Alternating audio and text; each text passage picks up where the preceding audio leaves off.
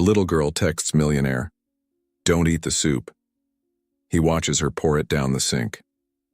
Before we begin, like this video if you still believe in being good to others. Enjoy the story. In the gleaming marble kitchen of a Manhattan penthouse, 7-year-old Ava Silvers stood on her favorite stepping stool, her blonde pigtails bouncing as she stirred a pot of homemade chocolate chip cookies. The late afternoon sun streamed through floor-to-ceiling windows, casting golden light across granite countertops that sparkled like jewels. This was her sanctuary, her sacred space where she and Daddy created magic together every Sunday afternoon since Mommy went to heaven 3 years ago. But today felt different. Today the kitchen held shadows that hadn't been there before, and the usual warmth felt corrupted by something sinister lurking just beneath the surface. Ava's keen nose wrinkled as an unfamiliar scent drifted from the stovetop, cutting through, the sweet aroma of vanilla and butter. Not the warm, comforting fragrance of Daddy's favorite tomato basil soup that usually filled their home with love and memories of better times. This smelled clinical, sharp, antiseptic, like the medicine cabinet at Dr. Peterson's office when she'd had her tonsils checked last month, or the strange liquid that made her feel floaty and disconnected during her dental surgery. Her father, Drake Silvers, sat hunched over his mahogany desk in his home office 3 rooms away, completely absorbed in quarterly reports and financial projections that could make or break his company's upcoming IPO. At 42, Drake had built an empire in functional foods from nothing, transforming a small startup into a multi-billion-dollar corporation. But the pressure of taking the company public was slowly destroying him from the inside out. Dark circles shadowed his once bright blue eyes, and his broad shoulders carried the crushing weight of 1,000 investor expectations, hundreds of employee livelihoods, and the constant fear that one wrong decision could destroy everything he'd worked 20 years to build. He trusted Natalie completely to take care of the domestic details he no longer had time for. She cooked elaborate meals with ingredients he couldn't pronounce.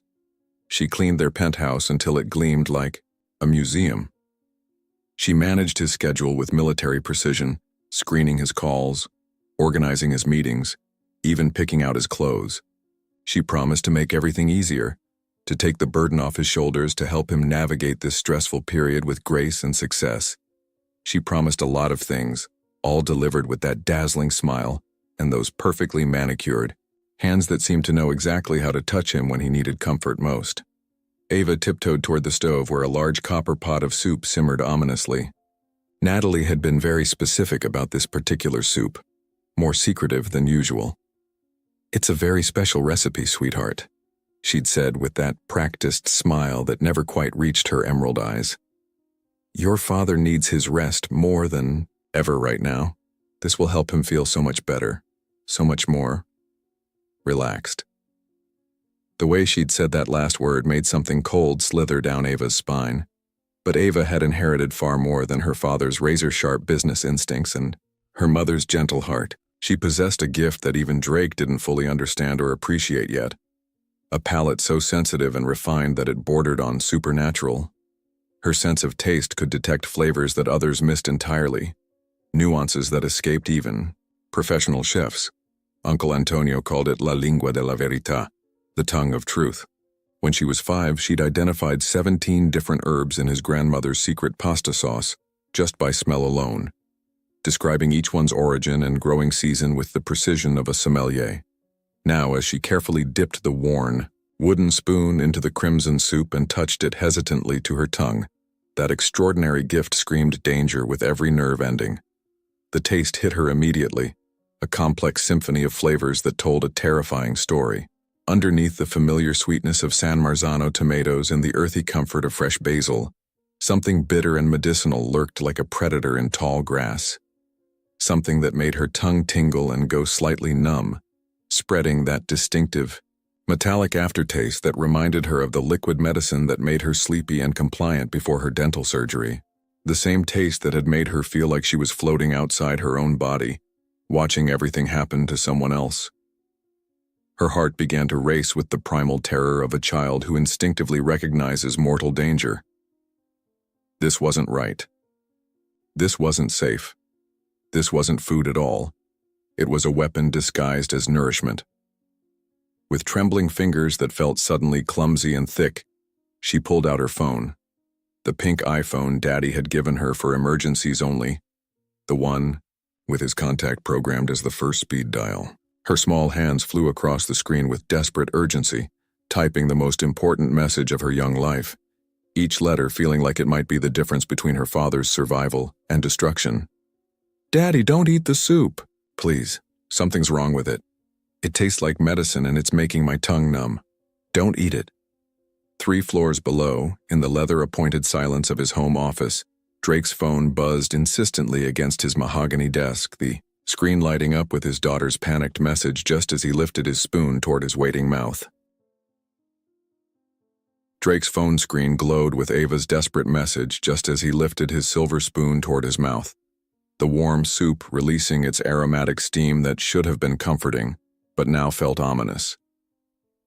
The tomato basil soup smelled absolutely divine, just like everything Natalie prepared with such meticulous care and attention to detail. She had such an extraordinary gift for knowing exactly what he needed after those brutal 18-hour days that left him hollow-eyed and shaking with exhaustion. The warmth, the comfort, the way her meals seemed to melt away his stress and leave him feeling strangely peaceful and compliant. But Ava's panicked text stopped him cold, the words burning into his retinas with an urgency that made his stomach clench with sudden dread. "Don't eat the soup." He set down his spoon with hands that had begun to tremble, staring at the screen as his daughter's message repeated in his mind like a warning bell. His little Ava didn't send dramatic messages or cry wolf for attention. She was thoughtful beyond. Her years, careful with her words, precise in her observations, just like her mother Sarah had been before the cancer stole her away. When Ava said something was wrong, when that special gift of hers detected danger that others missed, something was inevitably, terrifyingly wrong. Drake pushed back from his leather chair and walked quietly toward the kitchen, his bare feet silent against the hardwood floors as a growing sense of unease twisted in his chest. What he saw when he reached the doorway would haunt him forever, burned into his memory like a photograph of his own near destruction. Ava stood at the massive farmhouse sink, tears streaming down her pale cheeks as she poured his entire bowl of soup down the drain with desperate urgency. The red liquid swirled and disappeared down the garbage disposal, taking with it what could very well have been his last conscious evening as a free man. Her small hand shook as she gripped the bowl, and her whole body trembled with the aftermath of tasting something that had terrified her to her very core. "Ava?" His voice came out barely above a whisper, rough with confusion and growing alarm. "Sweetheart, what are you doing?" Before she could answer, before she could explain the danger she'd just saved him from, Natalie's designer heels clicked against the marble floor with sharp staccato precision. She appeared in the doorway like a magazine cover come to life, perfectly styled auburn hair that caught the light like silk, flawless makeup that could have graced a red carpet, designer dress that hugged her curves in all the right places and screamed success and sophistication. Everything about her was calculated to project trustworthiness, competence, desirability. She was the kind of woman who turned heads in boardrooms and charity galas, who made other men envious of Drake's apparent good fortune. "Oh my goodness," she laughed, the sound like crystal bells tinkling in a gentle breeze, perfectly modulated to convey just the right amount of amused exasperation. "What a mess we have here.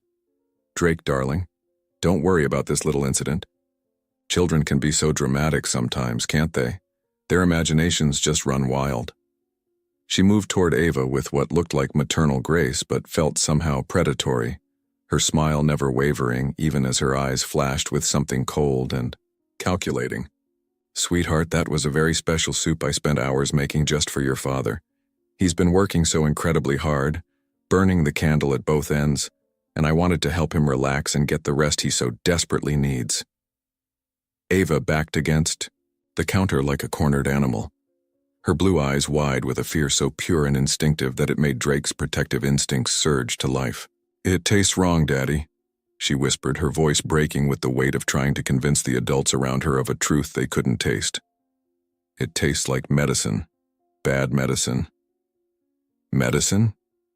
Natalie's laugh grew sharper, taking on an edge that made the hair on Drake's arms stand up. What a silly imagination she has, though I suppose children do have such vivid fantasies, don't they? They see monsters under beds and danger in soup bowls. Drake, darling, you must be absolutely starving after that marathon conference call. Let me make you another bowl right away. But Drake wasn't looking at Natalie anymore, wasn't being swayed by her perfect explanations and reasonable tone. He was looking at his daughter, really looking at her with the focused attention he should have been giving her all along. The terror in her eyes wasn't manufactured or exaggerated. The way her whole body trembled wasn't theatrical attention-seeking. This was pure, primal, instinctive fear from a child who had just encountered genuine danger and was desperately trying to protect the person she loved most in the world. "Ava," he said gently, sinking to one knee so he could meet her eyes at her level, giving her the respect and attention her warning deserved. "Tell me exactly what you tasted, sweetheart. Every detail matters." Natalie's perfect composure cracked for just a moment, a flash of something ugly and desperate flickering across her features, before she regained control. "Drake, really? You're not going to take a child's word over mine, are you? She's just jealous of our relationship, threatened by having another woman in your life. Lucy warned me this might happen. Children of single fathers often act out when their routines are disrupted." "The soup made my tongue go numb, Daddy," Ava whispered, her voice barely audible but carrying the weight of absolute truth, like when Dr. Peterson gave me that medicine before my surgery, the one that made me feel floaty and strange. And it was bitter underneath all the tomato taste. Uncle Antonio taught me that bitter means someone's trying to hide something bad, that good food should never lie to you about what it is. Drake's blood ran cold as ice water flooded his veins. He remembered that dental surgery vividly, remembered how the sedative had transformed his bright, alert daughter into a drowsy, compliant shadow of herself. Remembered how frightened he'd been by the change, how wrong it had felt to see her, so unlike herself. "Where did you get the recipe, Natalie?" His voice carried a dangerous edge now, the tone he used in hostile corporate negotiations when he suspected someone was lying to his face. Her smile faltered completely now, cracks appearing in her perfect facade like fault lines in an earthquake. It's an old family recipe. My grandmother's, from the old country, from Italy. She passed it down through generations of women who knew how to take care of their men. But Drake's attention had shifted to something else, something that made his chest tighten with growing horror. On the counter, partially hidden behind the expensive coffee maker, sat an amber prescription bottle with a white cap. The label was turned away from him, but he could just make out the edge of his own name printed there in clinical black letters. A prescription he'd never filled. A prescription he'd never seen before. A prescription that had no business existing in his home. The next morning arrived gray and drizzling, matching the storm clouds that had settled over Ava's heart. She clutched her worn stuffed elephant, Mr. Peanuts, a gift from her mother before the cancer took her, as she sat on a tall stool in Uncle Antonio's cozy restaurant kitchen. The familiar smells of garlic sautéing in olive oil, fresh oregano, and bread rising in ancient ovens usually made her feel safe and loved, transported to a world where food was honest and people were trustworthy. But today her stomach churned with worry and the lingering metallic taste of fear. Daddy had been so quiet after the soup incident, so distant and troubled. She'd seen him pacing the penthouse at 3 a.m, running his hands through his dark hair the way he did when business problems kept him awake. And Natalie had stayed the night, whispering things in Daddy's ear that made him frown and look at Ava with confusion and what looked horribly like doubt. The woman had been like a poisonous spider spinning her web, convincing him that his daughter was the problem, that her jealousy and imagination were threats to their happiness. Antonio Benedetti had been part of the Silvers family for as long as Ava could remember, longer even than her own memories stretched back.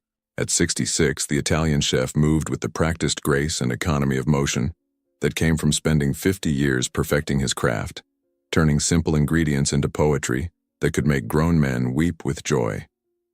His weathered hands, scarred from decades of burns and cuts, could transform flour and eggs into silk, could coax flavors from tomatoes that most people never knew existed.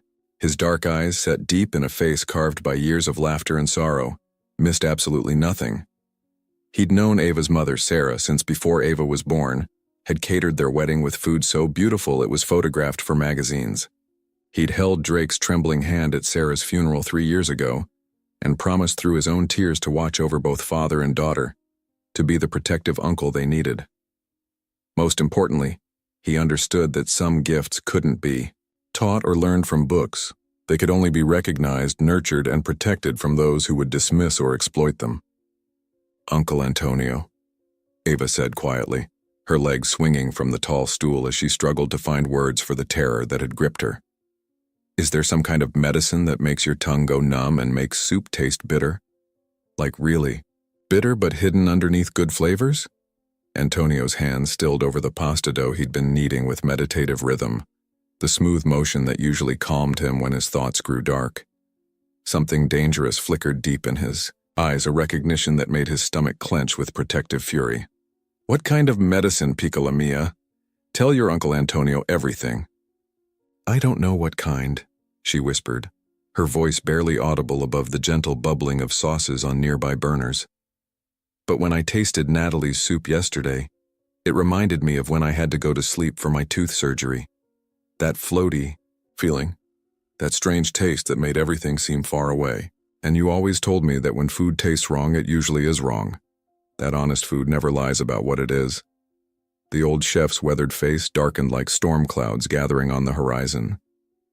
He'd tried to warn Drake about Natalie from the very beginning, from the first time she'd swept into their lives with her perfect smile and designer clothes. Something about her had been too polished, too calculated, too perfectly designed to appeal to a grieving widower's vulnerabilities. In his long experience with people, those who tried that hard to appear trustworthy usually weren't. Those who insisted on controlling every meal, every moment, every decision were usually hiding something dark beneath their helpful facade.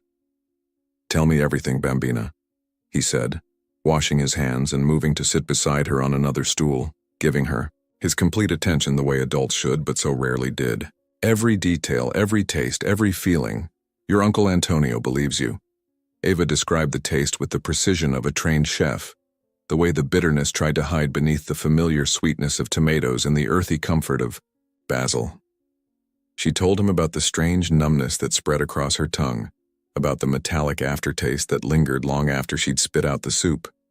She described Daddy's confused expression when she poured the soup away, the way his eyes had looked glassy and unfocused even before he'd taken a single sip. She talked about how Natalie's eyes went cold and calculating when she thought no one was looking, how her smile never quite reached those emerald eyes that watched everything with the intensity of a predator studying prey.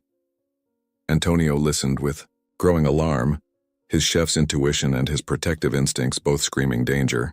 He'd seen this before, back in the old country during his youth when desperate people did desperate things for money and power, when women or men used the intimacy of shared meals to slowly poison their victims, to gain control through chemical manipulation disguised as love and care.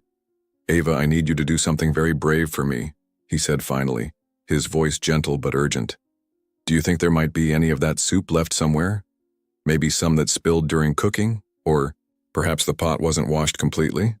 Ava nodded eagerly, hope flickering in her blue eyes for the first time since the nightmare began. "Lucy said Natalie threw the pot in the dishwasher right away, but she forgot to rinse it first like she always does. She never rinses anything properly. Lucy complains about it all the time because it leaves spots and residue." Antonio smiled grimly, his mind already racing with possibilities. Sloppy criminals always made the best evidence, leaving traces of their crimes in places they thought no one would think to look. An hour later, he stood in Drake's pristine kitchen with a small evidence collection bag borrowed from his nephew, who worked in forensics, carefully scraping dried residue from the supposedly clean pot with the methodical precision of a detective. What he found made his blood boil with protective rage. Tiny white particles that hadn't dissolved completely, particles that clung to the stainless steel despite the dishwasher's industrial-strength cleaning cycle, particles that had no business in any soup, no matter how special or medicinal the recipe claimed to be. He'd have answers by evening. The question that terrified him was whether Drake would believe those answers, or whether Natalie's psychological manipulation had already taken too firm a hold. As he worked, Ava watched from the doorway with the wide-eyed intensity of a child, witnessing something that would change her understanding of the world forever. "Uncle Antonio? Am I in trouble for not trusting her? Daddy seemed so upset with me." The old chef's heart broke into 1,000 pieces. Here was a child apologizing for protecting her father, doubting her own extraordinary instincts because the adults around her had made her feel wrong for being right, guilty for seeing through a predator's disguise. "No, Bambina Mia," he said, firmly, setting down his collection tools and pulling her into a fierce hug that smelled of garlic and safety and unconditional love. "You are never, ever in trouble for trusting yourself. Your mama gave you a precious gift. She gave you the ability to taste truth and lies. Use it always, protect it always, and never let anyone convince you that gift is wrong." He pulled out his phone and scrolled to his most trusted contact, Dr. Maria Santos, a forensic toxicologist who owed him several favors from the time he'd helped expose a restaurant owner who'd been poisoning competitors' food critics. If there was something harmful in that soup residue, Maria would find it within hours using equipment that could detect substances in parts per billion. But first, he needed to call Lucy. The nanny had been with the family since Ava was 3 years old, had watched every change and development in their household dynamics. If Natalie was systematically drugging Drake, Lucy would have noticed other signs, other subtle changes that pointed to chemical manipulation, other evidence that could help them build a case strong enough to pierce through a beautiful woman's perfect lies. That evening, Drake's penthouse felt like a battlefield. Natalie had discovered the empty soup pot in the dishwasher, and her rage was spectacular to behold. She paced the living room like a caged animal, her perfect facade finally cracking to reveal something ugly underneath. She poured it out. Natalie's voice rose to a pitch that made Ava shrink behind the couch. "That little brat poured out the soup I spent hours making. Drake, you can't let her treat me like this." Drake sat in his leather armchair, exhaustion weighing down his shoulders. The stress of the upcoming IPO was crushing him, and now he had to deal with family drama too. Part of him just wanted peace. Part of him wanted everyone to get along, so he could focus on saving his company. Ava was just scared, he said wearily. She thought something was wrong with the soup. "Scared?" Natalie's laugh was sharp as broken glass. "She's manipulating you. Can't you see that? She doesn't want me here, so she's making up stories to turn you against me." She knelt beside his chair, taking his hands in hers. Her touch was soft, practiced, persuasive. "Darling, I know this is hard. Blending families always is, but you can't let a 7-year-old run your household. She needs boundaries. She needs discipline." Drake looked across the room at Ava, who was trying to make herself invisible behind the couch cushions. His little girl, who'd never lied to him about anything important. His daughter, who'd held his hand through the darkest days after Sarah's death. But Natalie was right about the stress, and she'd been so helpful, so caring. She cooked his meals, managed his schedule, even helped with business decisions. Life was easier with her around. "Ava," his voice came out harder than he intended. "Come here." Ava approached slowly, her blue eyes already filling with tears. She could see the disappointment in Daddy's face, the way he believed Natalie over her. "Did you pour out Natalie's soup?" "Yes, but Daddy." "That was disrespectful," Drake said, the words feeling like ash in his mouth. "Natalie worked hard to make that soup for me. You wasted her time and effort." "But it tasted wrong," Ava's voice broke. "It tasted like medicine." "Enough." The shout surprised even Drake. He never raised his voice at Ava. Never. But the pressure was so intense and Natalie's expectations so clear. "You will apologize to Natalie right now." Ava stared at him in shock. This wasn't her daddy. This wasn't the man who'd taught her to trust her instincts, who'd praised her special palate, who'd told her that her opinion mattered. "I won't," she whispered. "Excuse me? I won't apologize for trying to protect you." The words exploded out of her, The soup was wrong, Daddy. Something was in it that shouldn't be there, but you always trust other people more than me. She turned and ran toward her room, her sobs echoing through the penthouse. Drake started to follow, but Natalie's hand on his arm stopped him. "Let her go," she said softly. "She needs to learn that actions have consequences. Maybe some time alone will help her think about what she's done." Drake sank back into his chair, guilt churning in his stomach. He'd just chosen his girlfriend over his daughter. He'd dismissed Ava's concerns without even considering that she might be right. But Natalie was already moving toward the kitchen, talking about making him something to help him relax.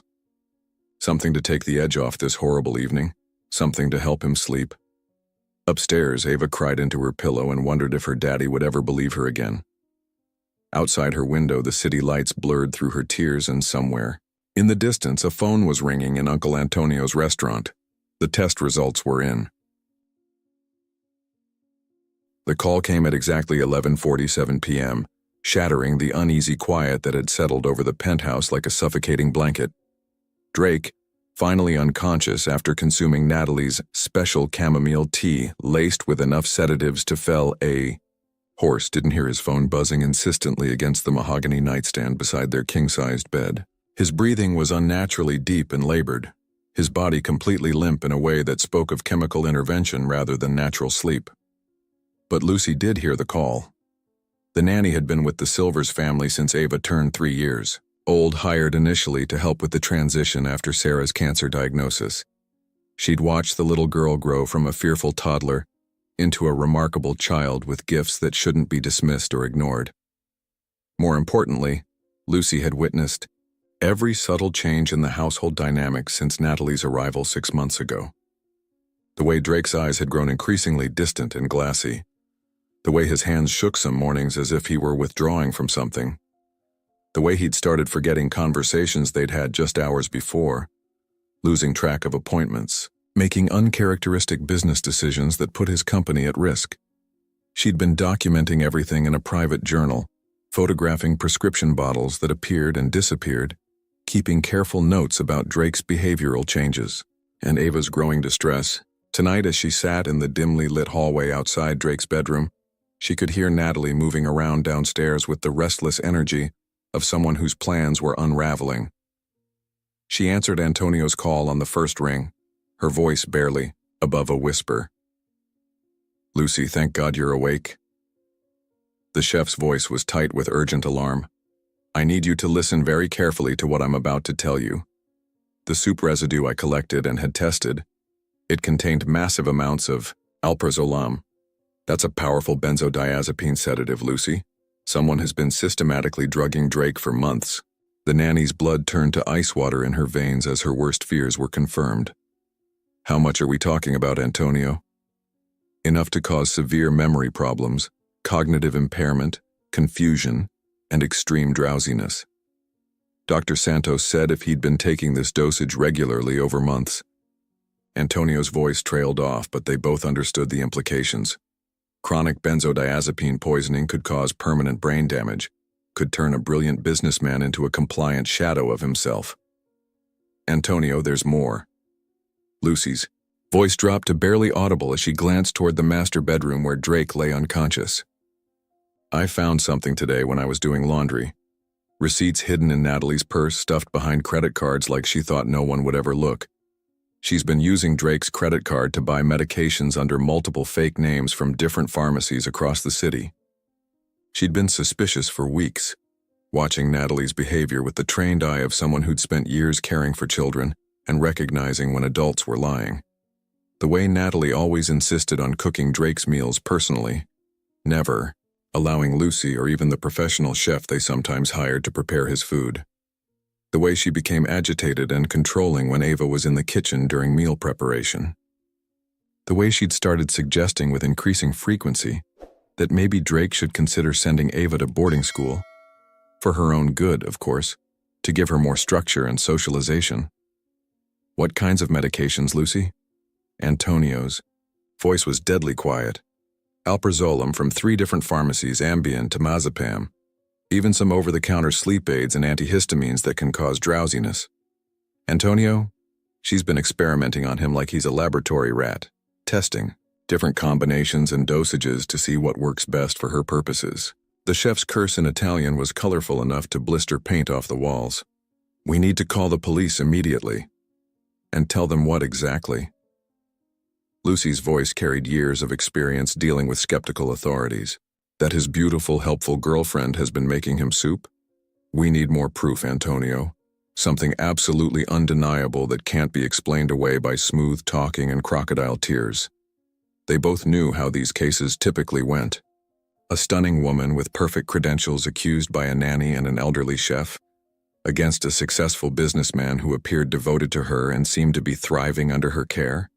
The police would need ironclad evidence, multiple witnesses, and preferably a confession before they'd even consider pressing charges.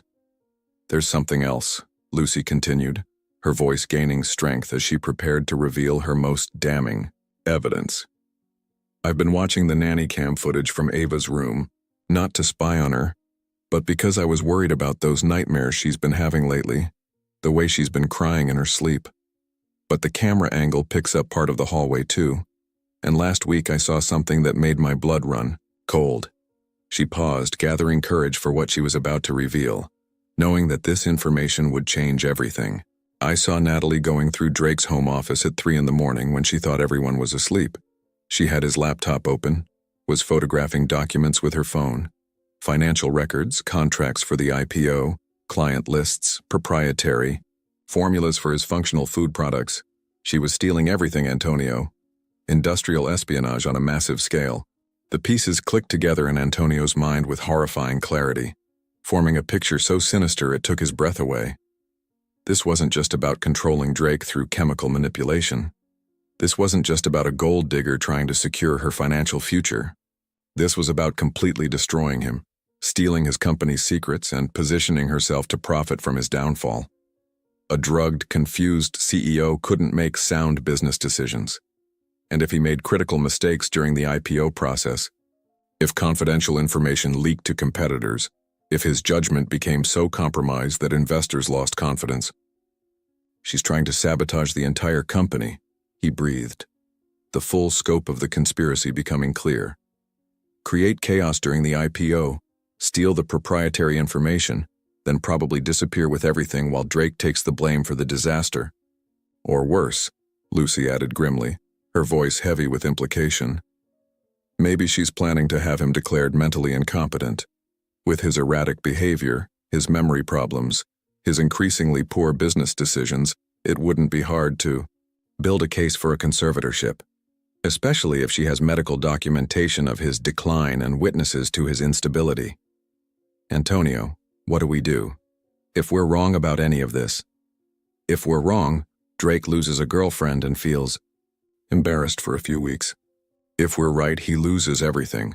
His company, his fortune, his freedom, possibly even his life. And Ava loses the only parent she has left. They talked for another 40 minutes, formulating a plan that would require precision timing and nerves of steel. They needed to catch Natalie in the act of drugging Drake's food. They needed video evidence of her adding substances to his meals. They needed her to confess to something that couldn't be explained away by claims of innocent help or medical assistance. Meanwhile, 3 stories below them in her pink bedroom, Ava lay wide awake despite the late hour. She'd heard fragments of Lucy's hushed phone conversation through the thin walls, her extraordinary hearing picking up enough words to understand that the adults were finally beginning to believe her warnings. Her heart pounded with vindication, and terror in equal measure. Vindication that she'd been right all along. Terror at how close they'd all come to losing Daddy forever. She'd been right. She'd been right about the danger, right about the soup, right about Natalie's true nature. But would anyone be able to prove it before it was too late? Outside her window, dawn was beginning to creep across the Manhattan skyline in shades of rose and gold, painting the city in deceptively beautiful colors. In a few hours, Natalie would wake up and start preparing breakfast for Drake. Another opportunity to drug him into compliance. Another chance to steal more pieces of his mind and his company's future. Another day closer to whatever endgame she'd been planning all along. Ava slipped quietly out of bed and padded to her computer desk, her small fingers moving with determined purpose. If the adults needed more proof, she'd help them get it. She might only be 7 years old, but she knew how to record videos on her tablet without making noise. She knew exactly where to hide in the kitchen pantry so no one would see her, and she knew that tomorrow might be their last chance to save her father from the woman who was slowly killing him, one spoonful at a time. Tomorrow, they would catch Natalie red-handed, or Drake Silvers would disappear forever into a chemical fog from which there might be no return. The only question was whether they could execute their plan before Natalie realized her perfect crime was unraveling around her. The trap was set with the precision of a Swiss watch and the deadly seriousness of a military operation. Drake, finally aware of the mortal danger he'd been living with, but still struggling with disbelief and the lingering effects of months of chemical manipulation, had agreed to Antonio's carefully orchestrated plan. They would stage one final dinner, one last chance for Natalie to reveal her true nature, and provide the undeniable evidence they needed to destroy her completely. The elegant dining room had been transformed into a theatrical stage where justice would finally be served alongside the poisoned meal. Hidden cameras, courtesy of Drake's high-tech security team, captured every angle with crystal-clear precision. Lucy positioned herself strategically in the kitchen with a direct view of all food preparation, her phone ready to record everything. Ava, against all protests from the adults who wanted to protect her innocence, insisted on hiding in the walk-in pantry with her tablet, determined to witness her father's vindication and her tormentor's downfall. "You've absolutely outdone yourself tonight, darling," Drake said with carefully practiced enthusiasm as Natalie emerged from the kitchen carrying a sterling silver tray like an offering to the gods. The main course was her signature risotto, creamy, aromatic, visually stunning, and undoubtedly laced with enough pharmaceutical sedatives to render him unconscious for the next 12 hours. The rich saffron color disguised the bitter powder she'd stirred in with such loving care, but tonight was different. Tonight, Drake had casually mentioned that Antonio and Lucy would be joining them for dinner, a seemingly innocent invitation that sent shockwaves through Natalie's carefully controlled world. Oh, Natalie's magazine-perfect smile flickered, like a candle in a hurricane, her composure cracking just enough to reveal the predator lurking beneath. "I didn't realize we were having guests tonight. I only prepared enough risotto for 2 people. You know how precise Italian cooking must be." "That's perfectly fine," Antonio said smoothly, settling his weathered frame into the mahogany chair across from Drake with the casual confidence of a man who'd faced down much worse predators in his long life. "Lucy and I aren't particularly hungry tonight. We'll just have small portions to be polite." "Actually," Lucy added with carefully practiced innocence, her voice carrying just the right note of appreciation, "that risotto smells absolutely wonderful, Natalie. The aroma is incredible. Could I possibly have just a tiny taste? I've been trying to perfect my own risotto technique."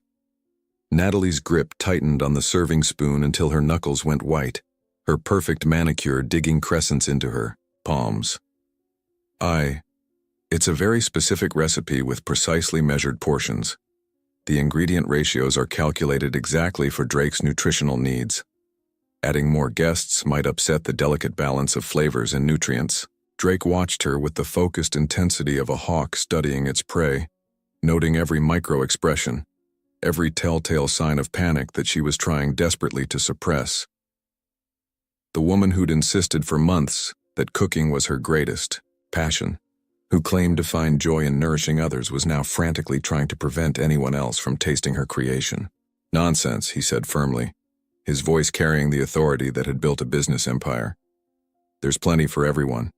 I insist that you serve our guests. After all, hospitality is what makes a house a home, isn't it?" "Drake, really, I must insist that this particular meal is specifically formulated just for you." Natalie's voice rose slightly, desperation bleeding through her usual silk-smooth tones. "You've been working so incredibly hard on the IPO, and I crafted this risotto with special ingredients designed to help you relax and restore your energy. It might not agree with everyone's digestive system." "Help me relax?" Drake's voice carried a dangerous edge now, the tone he'd used to demolish competitors in hostile takeovers. Exactly how does this risotto help me relax, Natalie? What special ingredients are we talking about? The question hung in the air like smoke from a deadly fire, toxic and suffocating.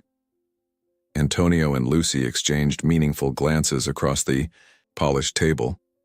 In the pantry, Ava held her breath so tightly her chest ached, her tablet recording every precious second of her father's salvation.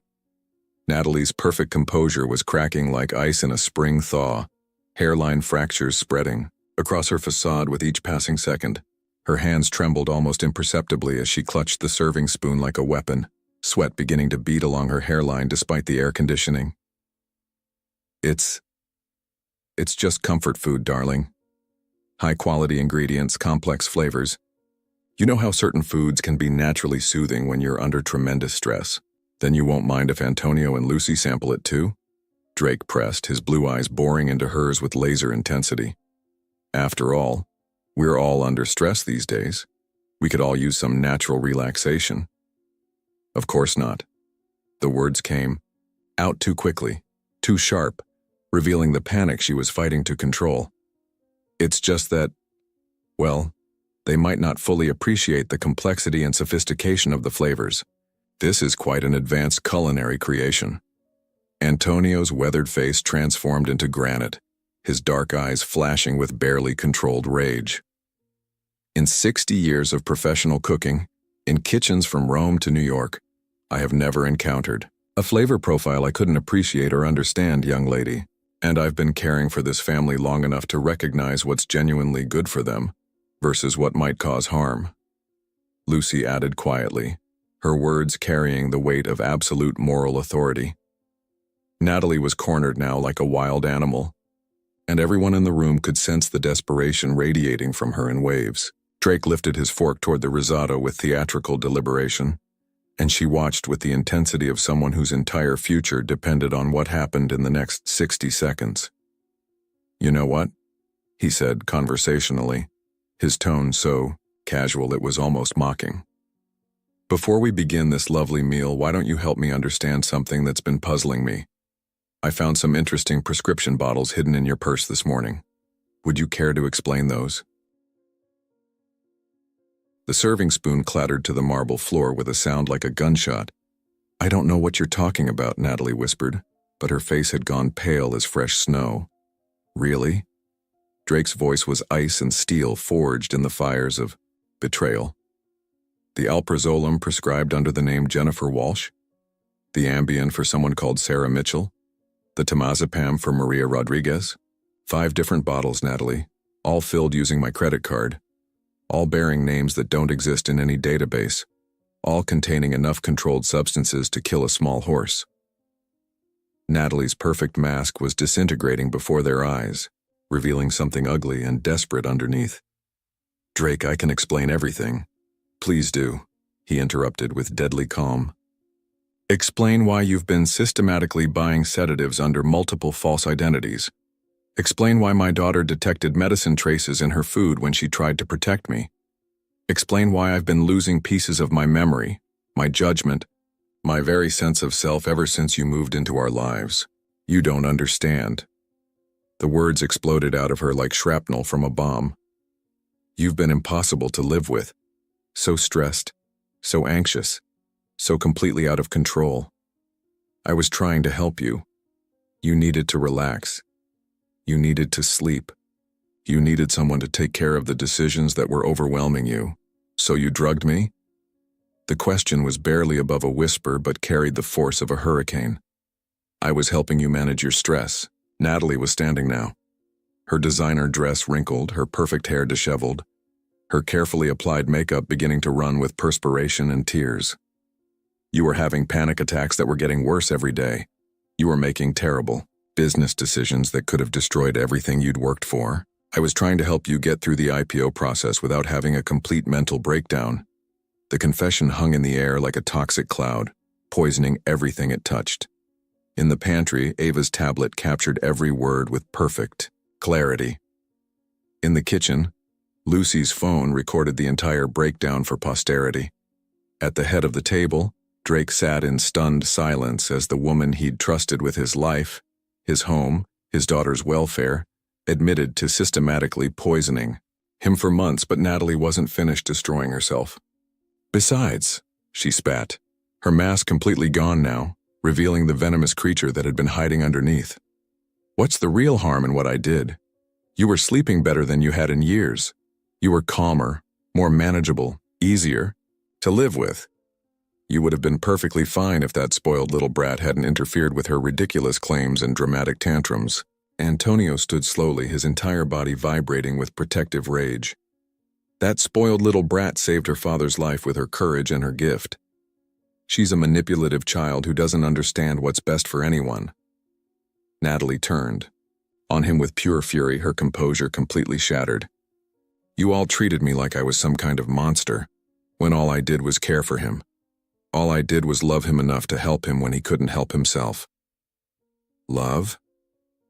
Drake's voice was barely audible, hollow with betrayal and disbelief.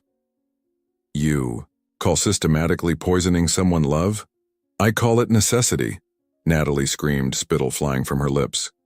You think I enjoyed having to slip medicine into your food like some kind of criminal? You think I wanted to sneak around crushing pills, measuring dosages? But you left me absolutely no choice. You were falling apart completely, and someone had to take control before you destroyed everything. The room fell into absolute silence, except for the soft whir of hidden cameras capturing every word of her confession, every damning admission that would seal her fate in court. Drake looked at this woman he'd thought he loved, this creature he'd welcomed into his home and his bed, and saw a complete stranger. Worse than a stranger, he saw someone who'd been systematically stealing his mind, his autonomy, his very sense of self while convincing him it was love. Get out, he said quietly, his voice carrying more authority than any shout could have managed. Drake, please, you have to understand. Get out of my house. The roar echoed through the penthouse like thunder from an avenging god. Natalie stared at him for a long moment, her face cycling through disbelief, rage, and finally desperate calculation, as she realized her perfect crime had crumbled to dust. She grabbed her purse and ran for the door, her heels clicking frantically against the marble as she fled like the predator she'd always been. They could hear the elevator doors slam shut, taking her out of their lives forever. But the damage she'd done, to Drake's health, to his relationship with Ava, to his faith, in his own judgment, would take much longer to heal than her crimes would take to prosecute. 2 weeks later, the Manhattan District Attorney's Office buzzed with activity as prosecutors built their case against Natalie Morrison. Her real name, it turned out. She'd been using an alias since moving to New York, fleeing embezzlement charges in California that she'd thought were buried forever. The evidence was overwhelming. Video footage of her adding crushed pills to Drake's food, financial records showing systematic theft from his accounts, forged prescriptions and multiple fakey names. Most damning of all, her own recorded confession that she'd been drugging him for months. But the legal victory felt hollow compared to the personal wreckage she'd left behind. Drake sat in his kitchen, their kitchen, watching Ava stir a pot of homemade tomato soup, the same recipe his wife Sarah had taught her before the cancer took her away. Simple, honest ingredients. Nothing hidden, nothing false. Does it taste right, Daddy? Ava asked, offering him the wooden spoon.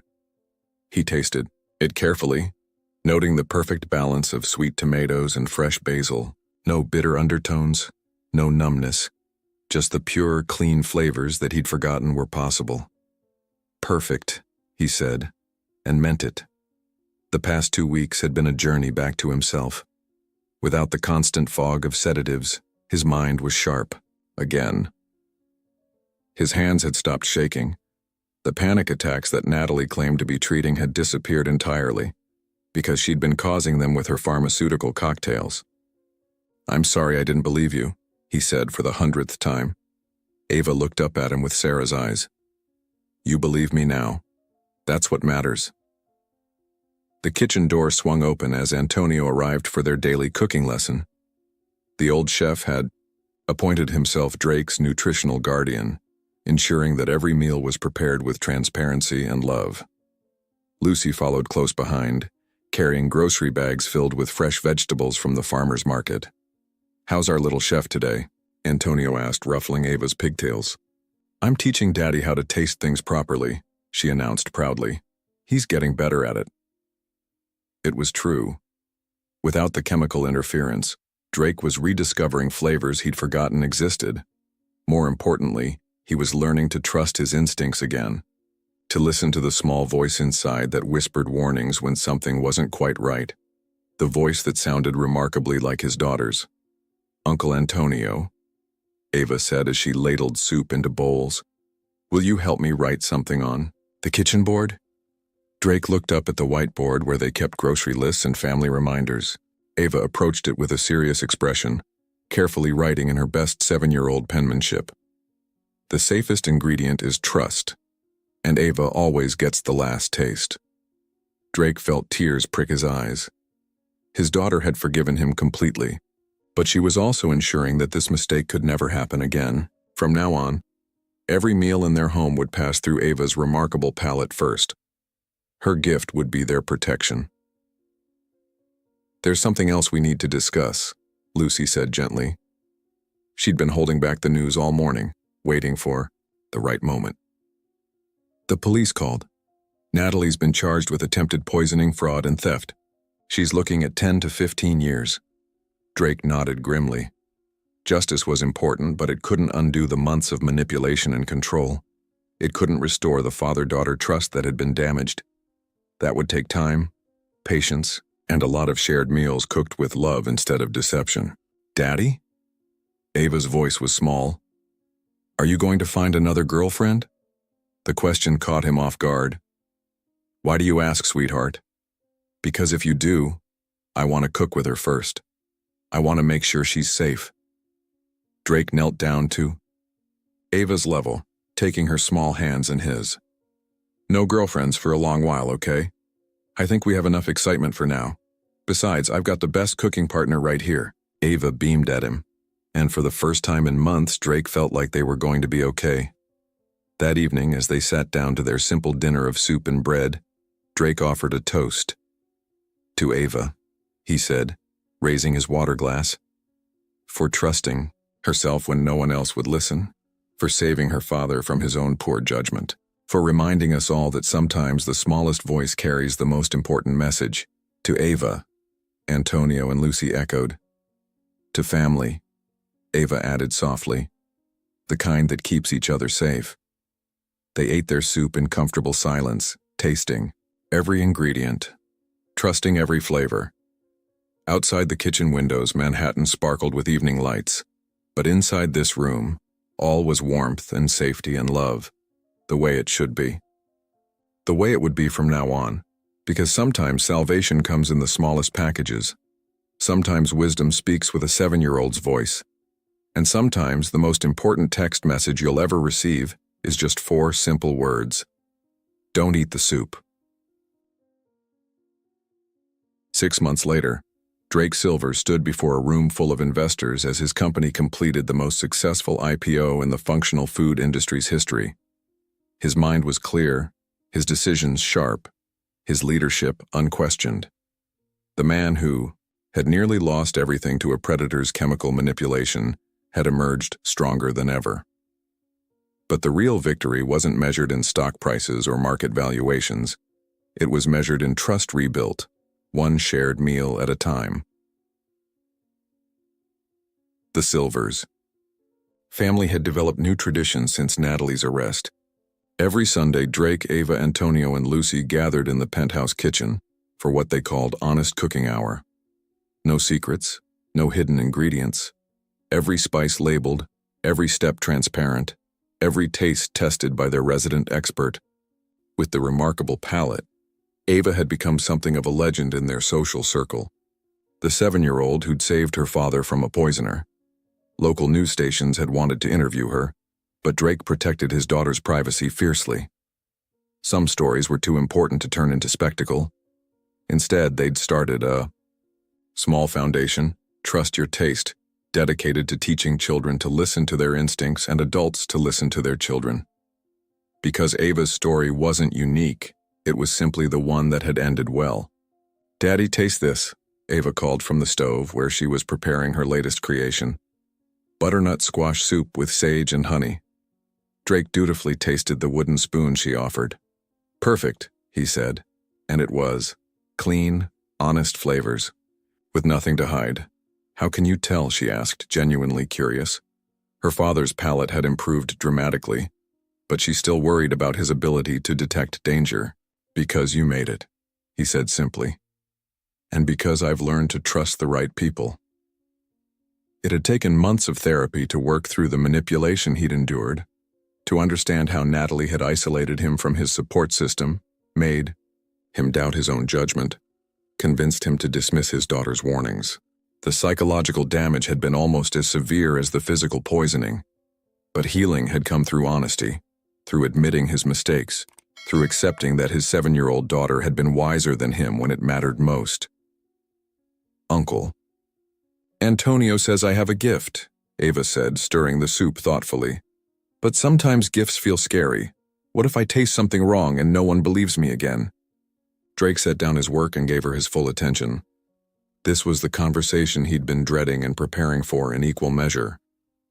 "Ava, listen to me very carefully. Your gift isn't just about tasting food. It's about sensing when things aren't right, even when everyone else thinks they are. That's rare, and it's precious, and it will serve you your whole life." He paused, choosing his words carefully. "But the most important lesson isn't about your gift. It's about mine. My job as your father is to listen to you, especially when what you're saying is difficult to hear. I failed at that job once and I nearly lost everything because of it." Ava looked up at him with those serious blue eyes that missed nothing. "So here's what I promise you," Drake continued. "If you ever taste something wrong, or feel something wrong, or know something wrong, even if I can't see it, even if no one else agrees, I will listen. I will investigate. I will trust you first and ask questions later. Even if it makes people angry. Especially if it makes people angry. Because people who get angry when children tell the truth are usually people with something to hide." Ava nodded solemnly, then broke into the first genuine smile he'd seen from her all day. "Okay, Daddy, but can we also promise that we'll cook together every Sunday forever, so we always know what's in our food?" "Forever," he agreed. Lucy appeared, in the doorway, holding her phone. "Drake, there's someone here to see you. A reporter from the Financial Times. She wants to know the secret to your successful recovery after the incident." Drake looked at Ava, who was still stirring her soup with the focused concentration of a master chef. His daughter, who'd saved his life with 4 words and a wooden spoon. His little girl who'd trusted herself when all the adults around her had failed. "Tell her the secret is simple," he said. "Listen to your children, trust their instincts, and never ever dismiss their warnings just because they come in small packages." He turned back to Ava. "Now, how about we finish this soup and then work on dessert? I was thinking something sweet and honest, no surprises." "Apple pie," Ava declared immediately. "With cinnamon and love, nothing else." "Nothing else," Drake agreed. Because sometimes the most profound truths were the simplest ones. Sometimes safety came from transparency. Sometimes wisdom spoke with a child's voice. And sometimes the difference between life and death was as simple as trusting the person who loved you enough to speak up, even when the whole world told them to be quiet. In the end, that was the real recipe for protection. 1 part vigilance, 1 part honesty, and unlimited measures of trust between people who truly cared for each other. The safest ingredient indeed was love that paid attention. Every child deserves to be heard. Every parent deserves to know when danger comes disguised as care. If this story moved you, if it reminded you to trust the small voices that speak big truths, please like this video and subscribe to our channel. Share it with someone who needs to remember that children's instincts are often our first and best defense against those who would harm us. Because in a world full of hidden dangers, the clearest warnings often come from the purest hearts. What story will you listen to today? What voice will you choose to trust? the answer might just save a life.